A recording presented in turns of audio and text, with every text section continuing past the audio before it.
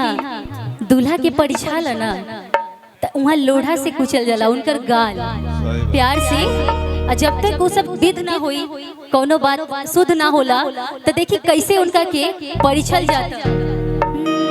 जिकरा लागी जोगी मुनि जब तप कइले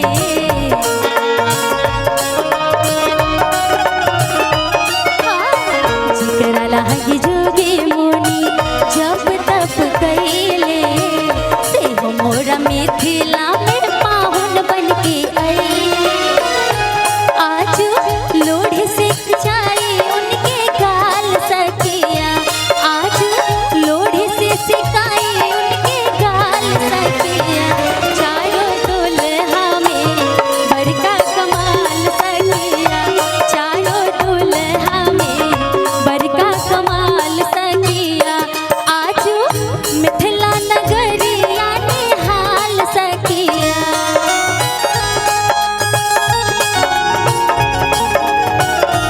आज मिथिला नगरिया निहाल सखिया चारों दुल्हा में बड़का कमाल सखिया चारों दुल्हा में बड़का कमाल सखिया चारों दुल्हा में बड़का कमाल सखिया चारों दुल्हा में बड़का कमाल सखिया चारों दुल्हा में बड़का कमाल सखिया। अगर वो सभी के अच्छा लगत हो तो एगो आशीर्वाद के रूप में ताली तो बजाइए सकत नहीं लोग।